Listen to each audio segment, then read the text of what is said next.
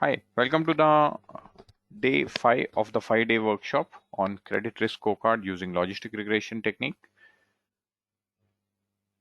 Let's just quickly have a recap of what all we have done so far. We started off with credit risk scorecard framework. What is the objective of a credit risk scorecard? And we laid down the modeling approach of how to go about building a credit risk scorecard using crisp DM methodology, cross industry standard process for data mining methodology. The methodology says that whenever you do a data mining or modeling work, you should be very clear about the business objective. And after the business objective comes data understanding and data preparation. In data understanding, data preparation, we understood how to go about defining the windows, observation windows, the prediction window, rolling window, and also a very important thing, how do we define our target? Having discussed those points, we got into logistic regression, the concept of logistic regression, and then we built the logistic regression model using Python and also understood the importance of hypothesis testing, the p-value that we get when we summarize it. The logistic regression equation is log of odds is equal to z is equal to alpha plus beta 1 x1 plus beta 2 x2 and so forth. And this equation we can rearrange to get the probability, and probability is p is equal to 1 upon 1 plus exponential of minus z, where z is alpha plus beta 1 x1 plus beta 2 x2 and so forth. And that's how we learned how to go about doing probability calculation in Excel. In today's session, we have to see the probability to double the odds and how many of these credit bureaus convert a probability to a score. So that's the main agenda or main part of today's session. These are the slides that we have already discussed: the credit risk scorecard framework, the crisp DM methodology. I'll just go through the slides that we discussed in our last session. Business understanding, converting a business objective to a modeling objective. Then the data understanding part. When we solve this, we need to know what data to ask for. Preparing the data, the window definitions, target definition, the logistic regression sigmoid function, the derivation, single variable logistic regression, and that's where we learned how to go about computing the probability. Now there are many other steps at a very high level. How to go about building the model, the Python code for same we have understood. However, there are many other concepts which you should know while we build a model. For example, when we build a model, the entire data that is given to us, that is available to us, we don't use the entire data for model development. The concept like training and testing. So typically in a logistic regression model development procedure, whatever is the data available, we would split it into three parts: development, validation, holdout. 50% of the data we will use for model development. 30% of the data we will keep for validating.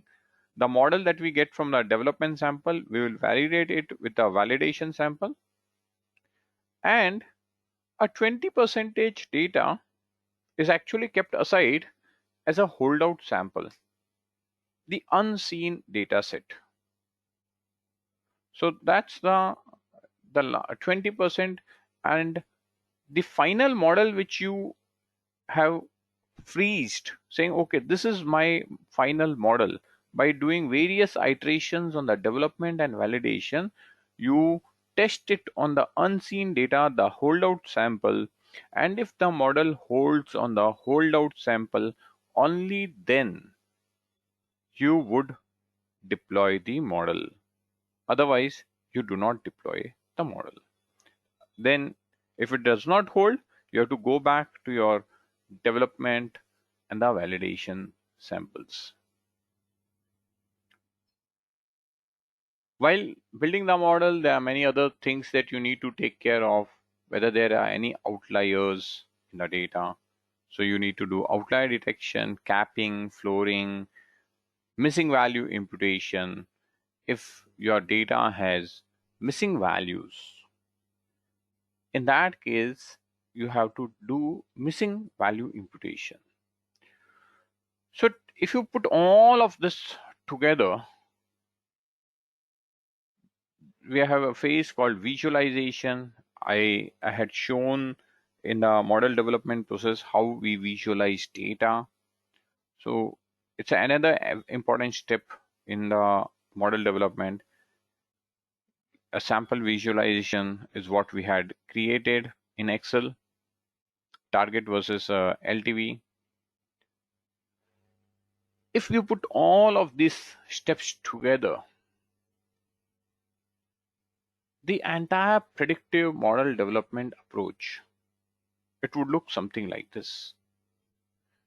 You would start with business understanding, you get into data understanding, you then move to data preparation, the various definitions.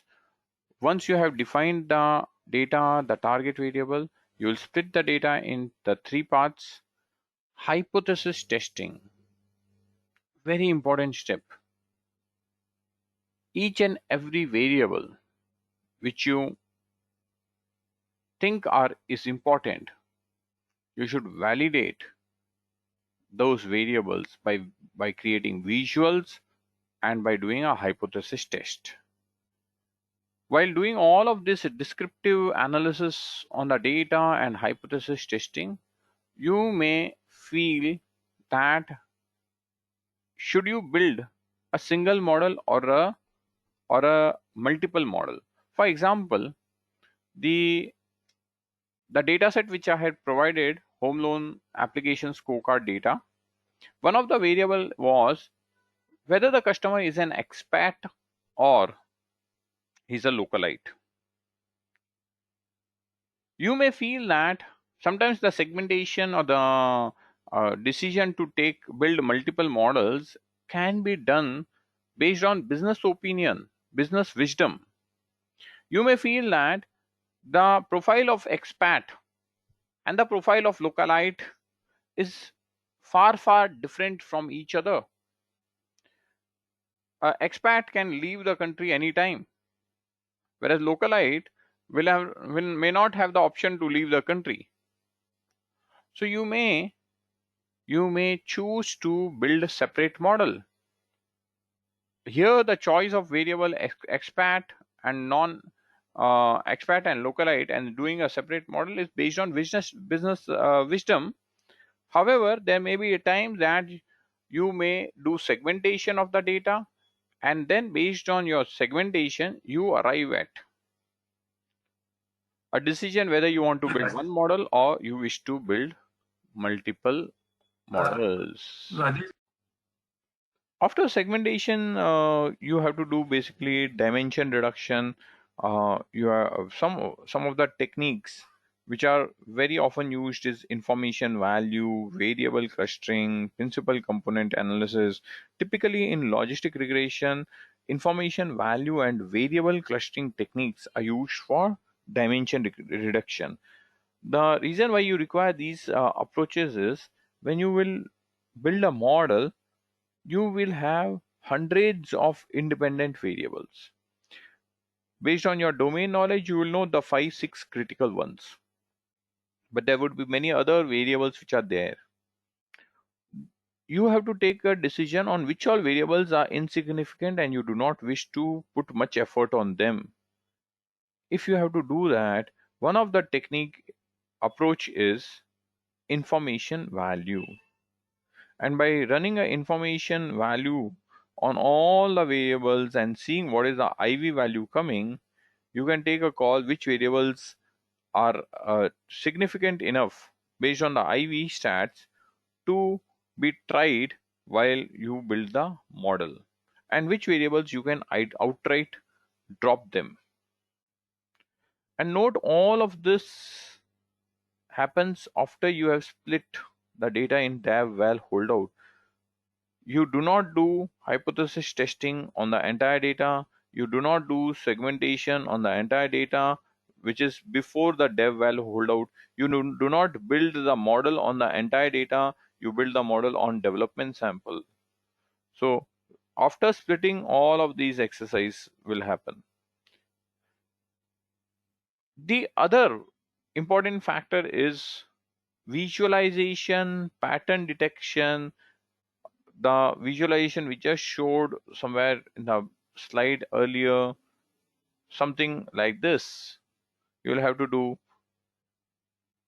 And based on visuals, pattern detection, you have to think of the various transformation you want to do on the variable. For example, if you ask me what is the transformation I may do if a trend is something like this, I'll say above 80. All of the values which are above 80 should be capped to 80. But this is a risk scorecard. As such, I may not do that capping. But if it would have been a marketing scorecard, and then I see there is a flat trend after a certain level, I would have gone ahead and done the capping. And that capping decision is done by seeing the visual trends. So there are lots of those activities, those inferences you may get, that is trend fitting. The other way of the other terminology for same is trend fitting. Based on visuals and the patterns, you see the trend, and based on that, you think of the transformation so that the regression fits very well on the data. Once you have done this, you typically end up into getting a regression technique. Or you may want to go ahead and build a model using some techniques like neural network. So whatever modeling technique you want to apply, you can then apply. This model will actually be built on, I repeat, development sample. On the development sample, you then check how good is your model performance.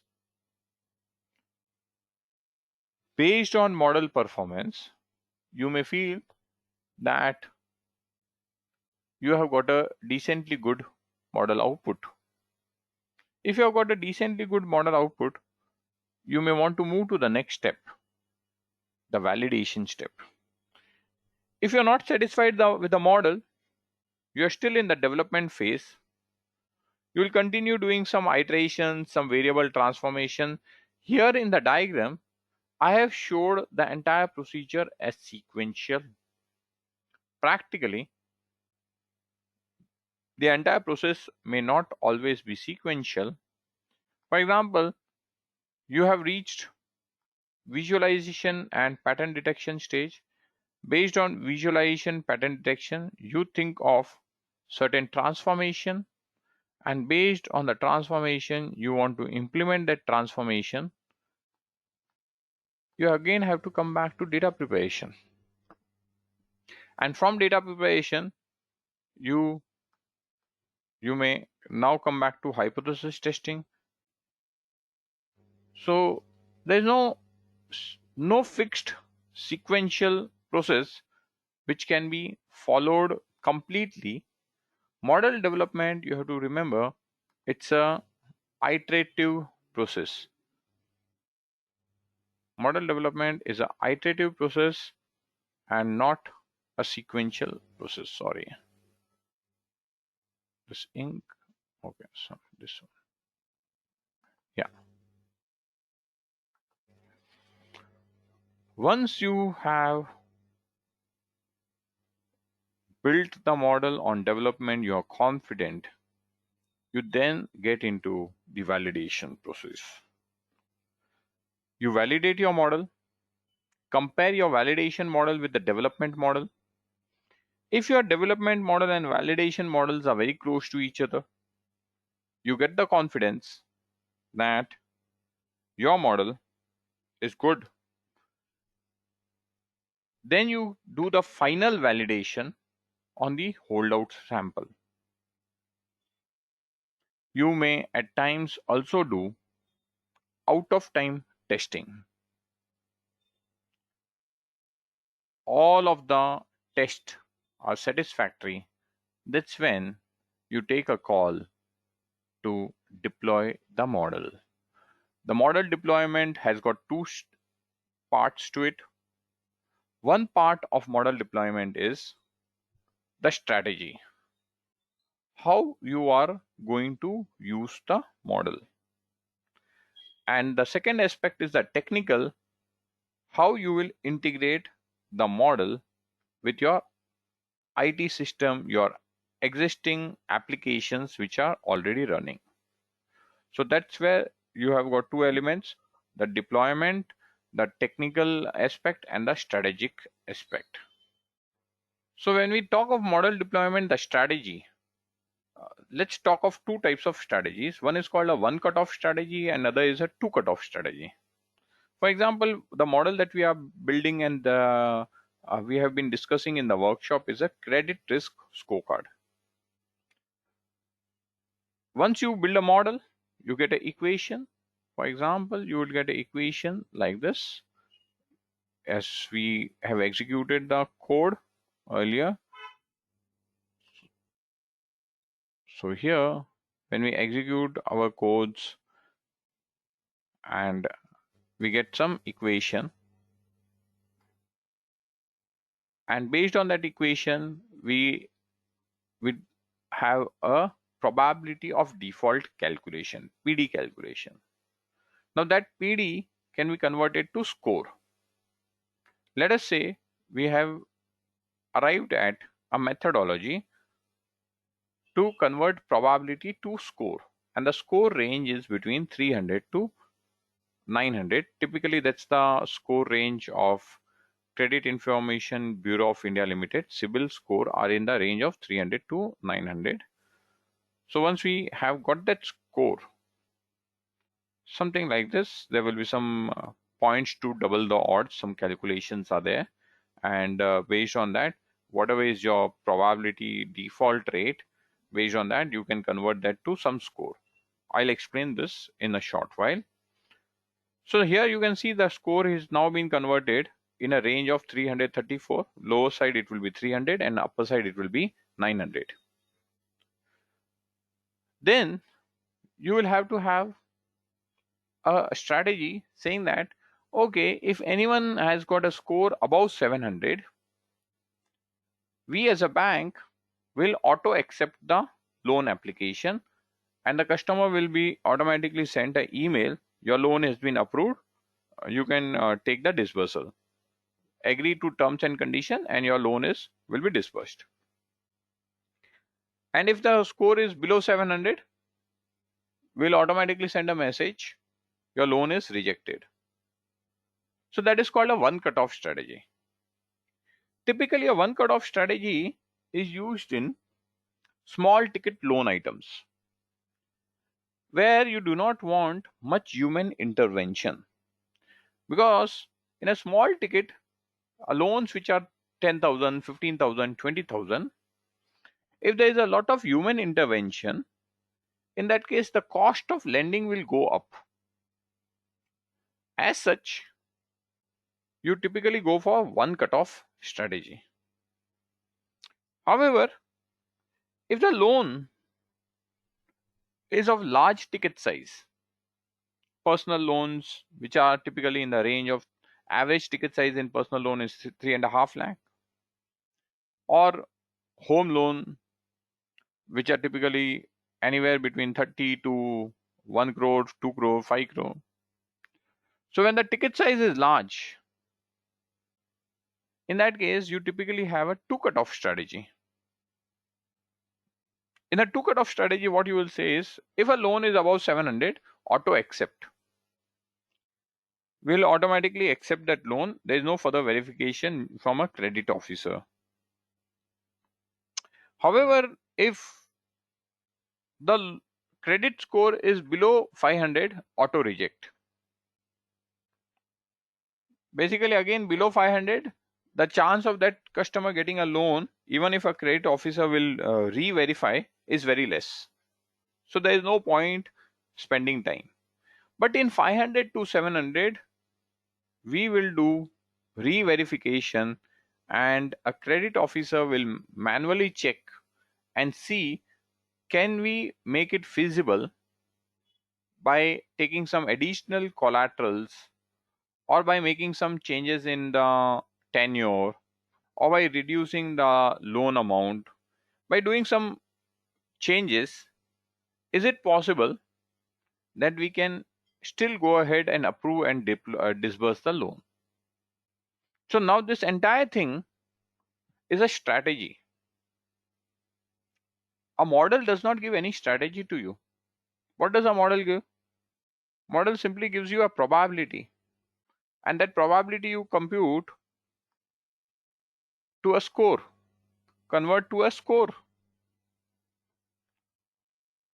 What you have to do is build a strategy around that score, and that strategy will not get automatically codified into the system.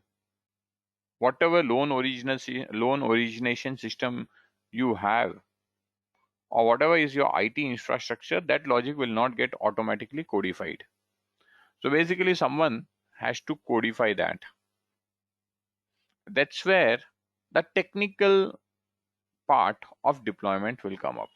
So in deployment, there are two aspects. One is a strategy, how you want to use the model, and second is how you integrate the strategy, the model, with the IT system of your organization. I hope this makes very clear the model deployment part. So okay, so here let's get into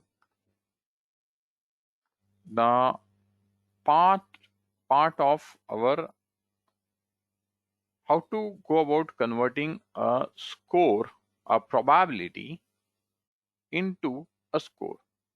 This is called points to double the odds calculation, PDO, points to double the odds for scoring.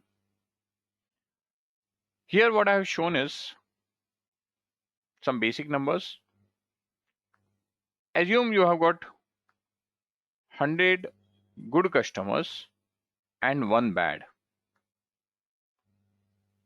In this case, what is your odds? Your odds are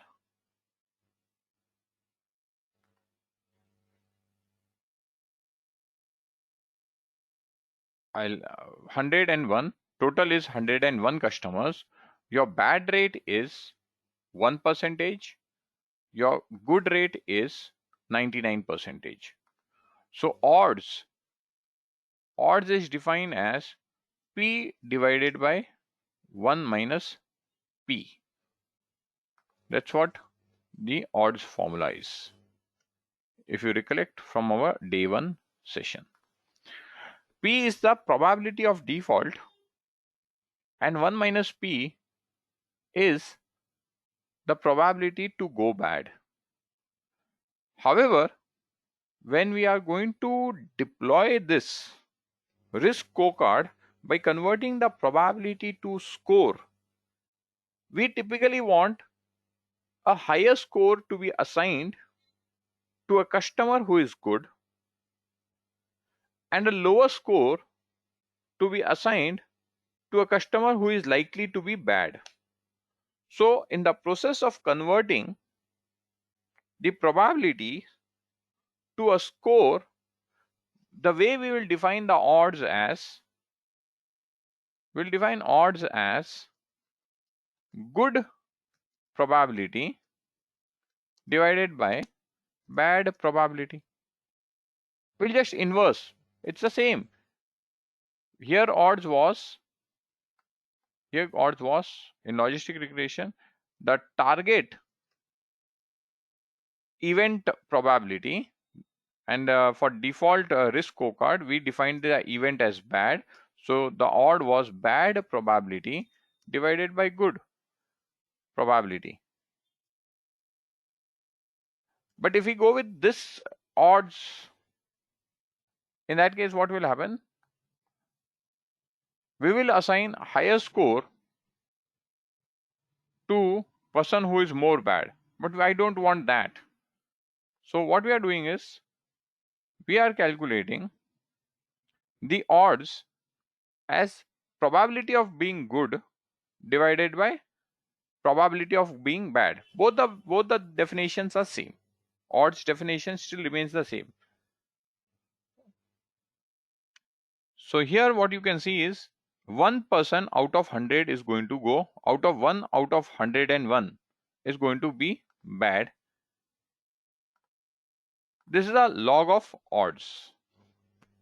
Now the way to convert the log of odds, the probability, to a score is you have to set an offset. Typically the offset is considered as the center point. I want the range of the score to be 300 to 900. So the midpoint is 600. So I am setting the midpoint as my offset.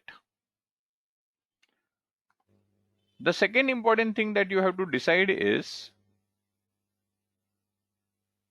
for how much increase in the score do you want the log odds to double, the odds to double. The odds here is 100 is to 1, and here the odds is 100 is to 2, and here the odds is 100 is to 4. So basically 100 good, 1 bad, 100 good, now 2 bad, 100 good, 4 bad. So here you can see the odds are doubling. Odds are doubling. 1, 2, 4, 8, 16, 32. You have to decide that for how much incremental of score you want this odd to double. The standard many of the companies follow is 20. For every 20 point increase in score, the odd should double. So once you have defined the probability to double the odds as 20, you can take any number. It's up to you. If I make it 50, my entire calculation will change with respect to 50. But let me go back to 20. Once you have decided the probability to double the odds is 20. Any threshold for that? Any threshold? Sorry? Any threshold for that video?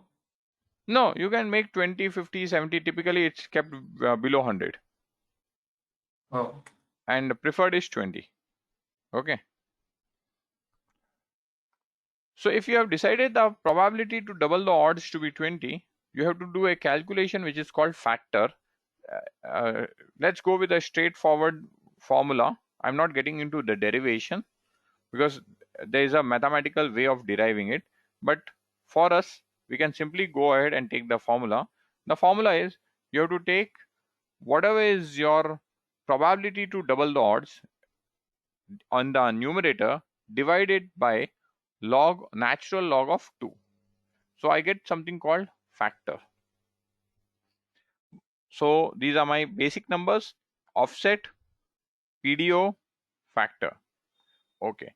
Once you have all of that, how to convert things to score?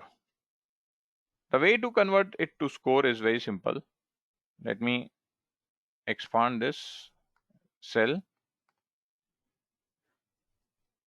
Round of $B $2. What is $B $2? Offset. Plus, what is this G2? It's a factor. Multiplied by the log of odds. Round is also not required, but the reason I have done rounding is otherwise the score will come in decimal. So don't get confused by the round function. The function is as simple as that. Offset plus the factor multiplied by log of odds. And how we define log of odds? We define log of odds. Odds we defined is probability of good divided by probability of bad. Why we have defined odds here as good divided by bad? Because in a credit risk scorecard, we want higher score to be given to customer who are better, low risk and lower score to be given to customers who are bad risk. Control Z, I'll just get back to the round formula. Yeah. Now here, the bad rate is only 0.005. So virtually the good rate is virtually 100%. But if you see, it is 99.995. What it is saying that 0.005 customer will get default out of 100.005. So bad rate is too low. For this kind of low bad rate, a customer will get almost 900 score. Here my bad rate is 1%, very close to 1%. The score the customer will get 733. Here my odds have doubled. Here 100 is to 1, 100 good versus 1 bad. Here 100 good versus 2 bad, which means my bad rate is increasing. As my bad rate increases, you see the score is decreasing. What is the difference between the score? 733 minus 20. This is PDO. 20. This is again 20. My odds have doubled. There was earlier 1 bad for every 100 good. Now there are 2 bad for every 100 good. My odds have doubled. Let me copy this. Okay, 713 to 693. Again the difference is 20. This difference is same as PDO. If we compare here 2 to 4. Now I am in this cell. I am comparing these two cells. The difference is 713 minus 693, 20. The score has reduced by 20 units. That is what we taken as PDO. And for that thing, my odds have doubled. Earlier there was 2 bad for every 100. Now there are 4 bad for every 100 good. This is the entire calculation of points to double the odd calculation. 0.005. On the other hand, if I say my bad rate is almost 99.99% bad, my score, or let me just type it here, 99.995%, my score on the other extreme goes to 314, basically very close to 300. This is how the CIBIL score is converted from a probability to a bureau score. Very low probability of bad, virtually close to 0. We cannot put 0 because the moment I put 0 here, the calculation will say division by 0 error. So I cannot at the same time, whenever you give a loan to a customer, theoretically you cannot say that the loan is risk free, you will get the full money. Theoretically you cannot. There is always a marginal risk always present. So at a very low probability we have come up with 900 score. For very high bad rate, which is almost virtually, it's very confident that this person given a loan is bound to default only, we get a score of 300. Now the reason why bureau scores do not start with 0, there is another emotional reasoning which I can give. A customer comes to you, he applies a loan, and you say to the customer, your score is 0. As such, we cannot give loan.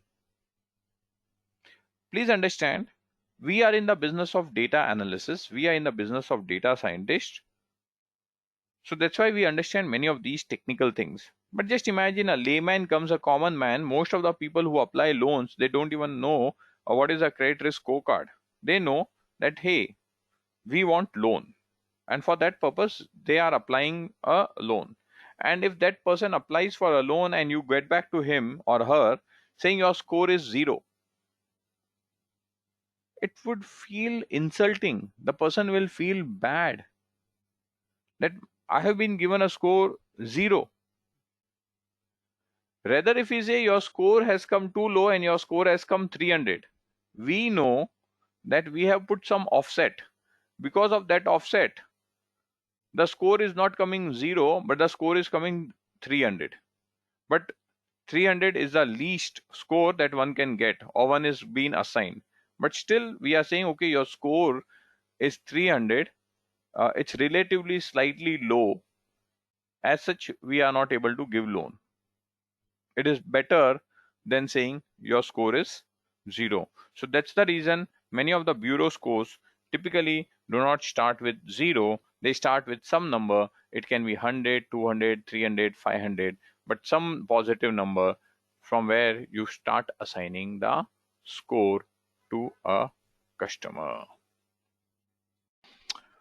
Okay, with this, we complete our 5-day workshop on credit risk scorecard using logistic regression technique. I really hope you would have enjoyed the session and you would have learned a lot from this 5-day workshop. Keep in touch, and you can connect with me on my LinkedIn, and or you can connect with me through this email ID at any given point of time. If you want to drop in an email, feel free to drop an email to me. Thank you. Bye bye.